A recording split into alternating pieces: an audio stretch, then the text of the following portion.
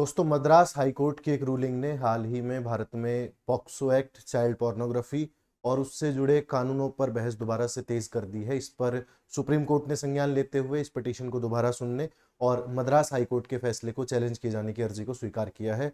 तो इस सेशन में हम समझेंगे कि भारत में चाइल्ड पोर्नोग्राफी को लेकर के कौन से कानून है, पॉक्सो एक्ट इस बारे में क्या कहता है, साथ ही अभी हाल ही में जो मद्रास हाईकोर्ट की रूलिंग आई है उसमें हाईकोर्ट ने क्या कहा है, अपने कहे को कैसे जस्टिफाई किया है और सुप्रीम कोर्ट का उस पर क्या मत है। साथ ही जो एनजीओ उससे जुड़े हैं वो किस बहस को लेकर के आगे बढ़ रहे हैं, एक एक करके इसके बारे में हम आज चर्चा करेंगे अपने सेशन में। तो सबसे पहले तो इस चीज को कंटेक्चुअलाइज करते हैं कि सुप्रीम कोर्ट हाल ही में एक ऐसी पिटीशन को सुनने के लिए तैयार हो गया है जिस पर मद्रास हाईकोर्ट ऑलरेडी रूलिंग दे चुका है। ये जो फैसला था ये भारत में पोर्नोग्राफी लॉज से जुड़े जो बहसें हैं उनको तेज करता है, उन पर सवालिया निशान उठाता है। इसके साथ साथ जो पॉक्सो एक्ट है या आईटी एक्ट जो है, ये भारत में पोर्नोग्राफी डाउनलोड करने, देखने, उसके संचरण में किसी प्रकार से सहायक होने या उसके ट्रांसमिशन को बढ़ाने में जो कानून है उन पर बात करता है।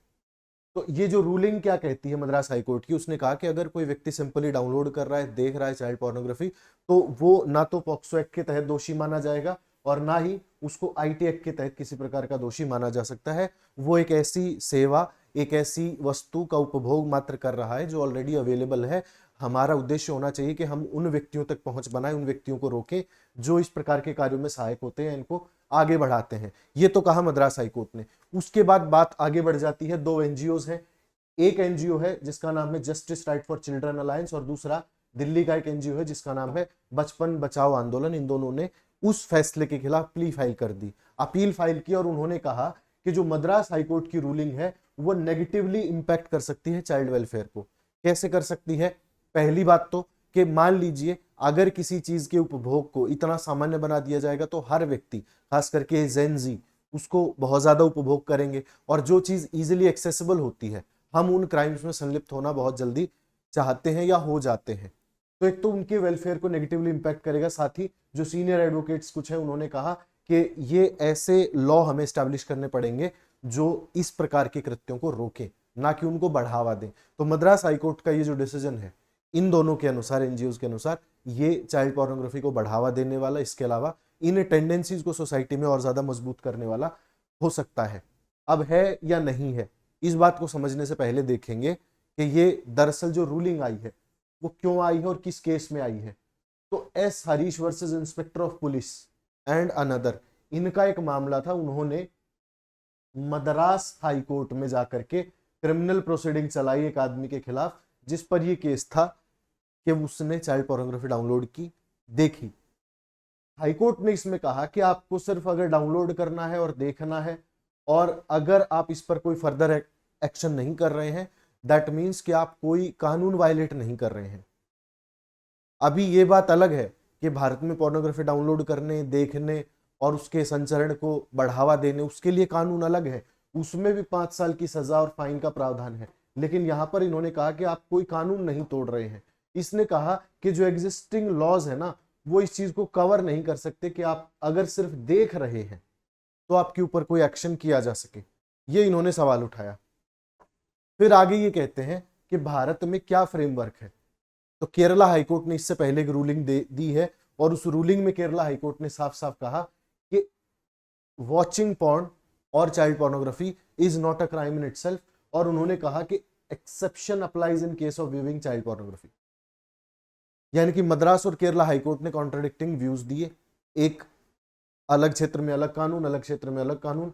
तो केरला हाईकोर्ट और मद्रास हाईकोर्ट, एक ने कहा, केरला ने कहा कि एक्सेप्शन सिर्फ चाइल्ड पोर्नोग्राफी को माना जाएगा और जो मद्रास हाईकोर्ट ने उसने कहा कि कोई एक्सेप्शन नहीं है इस मामले में, आप अगर देख रहे हैं तो आप दोषी नहीं है सिंपली। तो अब बात यह है कि फिर आप पॉक्सो एक्ट क्यों बनाते हैं, पॉक्सो एक्ट बनाया क्यों गया था, उसके कारण क्या थे?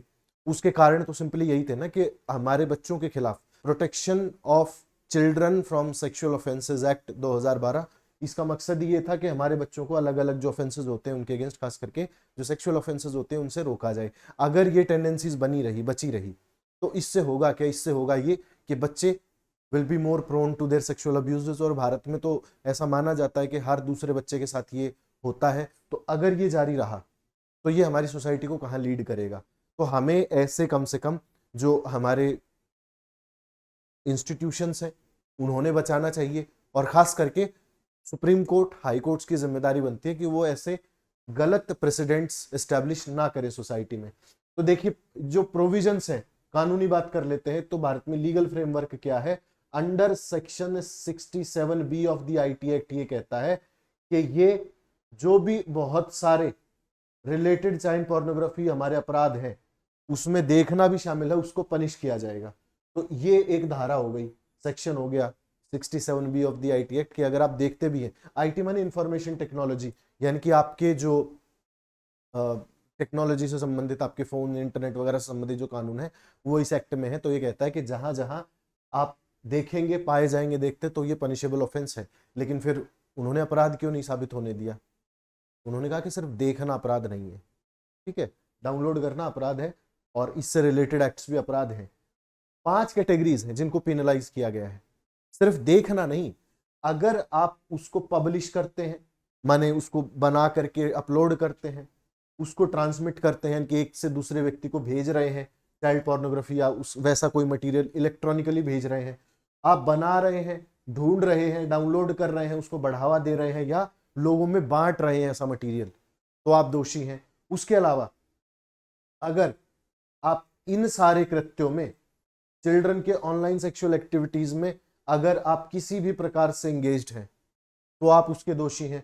साथ साथ अगर आप चाइल्ड अब्यूज को किसी प्रकार से बढ़ावा देते हैं, मान लीजिए आप कोई पेज चला रहे हैं, आप कोई ऐसा कृत्य कर रहे हैं जिससे चाइल्ड अब्यूज को बढ़ावा मिल रहा है। चाइल्ड अब्यूज कुछ भी हो सकता है, sexual abuse is one of them, है ना। आप उनसे लेबर करा रहे हैं, आप उनको तंग कर रहे हैं, मार रहे हैं, फिजिकली हार्म कर रहे हैं, तो वो सारी चीजों में शामिल है, आप दोषी हैं उन 5 कैटेगरीज के अंतर्गत जिनमें इनको दोषी माना गया है, ठीक है। अगर आप ऐसे किसी अब्यूज की रिकॉर्डिंग कर रहे हैं, या तो खुद के बच्चे ही कर रहे हो या किसी दूसरे की अब्यूज को बच्चों के साथ अगर हो रही है इलेक्ट्रॉनिक फॉर्म में और उसको आप रिकॉर्ड कर रहे हैं, तो भी आप दोषी माने जाएंगे। मद्रास हाईकोर्ट ने यह फैसला दिया, इसको चैलेंज किया गया और ऐसा लगता है कि अब ये फैसला खतरे में है। हमारे लिए जरूरी है क्योंकि हम लगातार पॉक्सो एक्ट के संबंध में बात करते रहते हैं, चाइल्ड सेक्सुअल अब्यूज के बारे में बात करते रहते हैं, क्राइम अगेंस्ट चिल्ड्रन के बारे में बात करते रहते हैं, और इसी से रिलेटेड आगे कहीं जा करके क्राइम अगेंस्ट वेमेन भी आता है, ठीक है, क्योंकि चाइल्ड में आप बंटवारा नहीं करते हैं जेंडर का, वो दोनों ही शामिल करते हैं। तो अगर ऐसा कोई कृत्य होता है तो वो आगे जा करके इस प्रकार की प्रवृत्ति के व्यक्तियों को सोसाइटी में बढ़ावा देता है, ऐसे लोग और ज्यादा मुखर होकर के सामने आते हैं। लीगल फ्रेमवर्क की बात कर रहे थे, तो ये 2 मामले हैं, जो Sam Infant Johns versus state है, ये एक मामला था। तो accused borrow, downloaded and transmitted child pornography material, तो ये मैंने आपसे पहले पूरा मामला कह दिया था, ये व्यक्ति इस मामले में दोषी था। मद्रास हाईकोर्ट ने कहा कि कोई प्रोविजन नहीं है, आप प्राइवेटली डाउनलोड कर सकते हैं, देख सकते हैं, उसके अलावा क्लियर डिस्टिंक्शन है पोर्नोग्राफी और चाइल्ड पोर्नोग्राफी के बीच में, ये दोनों 2 अलग अलग चीजें हैं। इसके अलावा viewing child pornography considered as an offence under 67B of the IT act, हमने पहले इस एक्ट की चर्चा कर ली थी कि ये ऑफेंस है। अब अक्यूज जो था उसको गिल्टी माना गया चाइल्ड पोर्नोग्राफी देखने का। तो ये 2 अलग अलग मामले हैं, एक मामले में दोषी माना गया, दूसरे मामले में दोषी नहीं माना गया। हम क्या कर सकते हैं, हमें क्या करना चाहिए? हमारे लिए जरूरी है कि इस प्रकार के जो मानव के विरुद्ध अपराध होते हैं, खास करके ह्यूमन ट्रैफिकिंग हो गया, चाइल्ड सेक्सुअल अब्यूज हो गया, क्राइम अगेंस्ट वुमेन हो गया, क्राइम अगेंस्ट जो सो कॉल्ड लोअर कास्ट है वो हो गया, है ना, जेंडर के क्राइम्स हो गए, या किसी प्रकार से सोसाइटी की कास्ट हायरार्की के क्राइम्स हो गए, crime against the lower castes हो गए, उन सब के मूल में यही भावना है कि हमें किसी को ऑपरेस करना है, और ये भी एक प्रकार का ऑपरेशन है। तो हमें क्या करना है, एक तो हमें अपने कानूनों को सुदृढ़ बनाना पड़ेगा, उनकी इलैबोरेटेड व्याख्या करनी पड़ेगी, ताकि हम इस झंझट में ना फंस जाएं कि ये इसके अंतर्गत ये चीज अपराध है और इसके अंतर्गत नहीं है ना। कोई चीज अपराध है तो वो है, हर कानून के अंतर्गत है, हर राज्य में है। उसके अलावा जो सुप्रीम कोर्ट का डिसीजन जो भी होगा वो काफी अच्छा खासा सिग्निफिकेंट अमाउंट ऑफ इम्पैक्ट और इम्प्लीकेशन रखेगा child protection of legal enforcement के लिए। यानी कि जो सुप्रीम कोर्ट कहेगा वो एक तो हमारे बच्चों के अपराध, जो बच्चों के खिलाफ अपराध होते हैं उनके लिए बहुत महत्वपूर्ण भूमिका रखेगा, साथ ही जो हमारा लीगल फ्रेमवर्क है उसको सुधारने का काम करेगा। ठीक है, तो ये था हमारा आज का सेशन, इसमें हमने बात करी।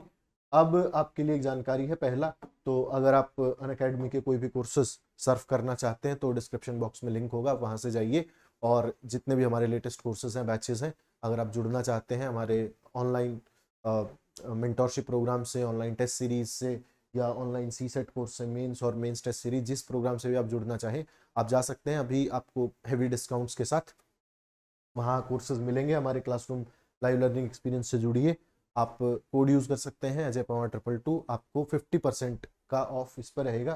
साथ ही अगर Unacademy civil services championship test आप ज्वाइन करते हैं जो कि 7 अप्रैल को 11 और 5 बजे होने वाला है, ऑनलाइन होगा, आपको 60 मिनट मिलेंगे, 50 सवाल होंगे, आप उनके आंसर करिए and you can win scholarship up to 40 crore rupees या अनअकैडमी के ऑनलाइन कोर्सेज का सब्सक्रिप्शन। साथ ही आप टेस्ट कर सकते हैं कि आप अपने बाकी साथियों के मुकाबले तैयारी में, यूपीएससी सिविल सर्विसेज एग्जामिनेशन की तैयारी में कहाँ पर खड़े हैं। बहुत बहुत धन्यवाद सेशन देखने के लिए, आपसे अगले सेशन में मिलते हैं। Thank you so much.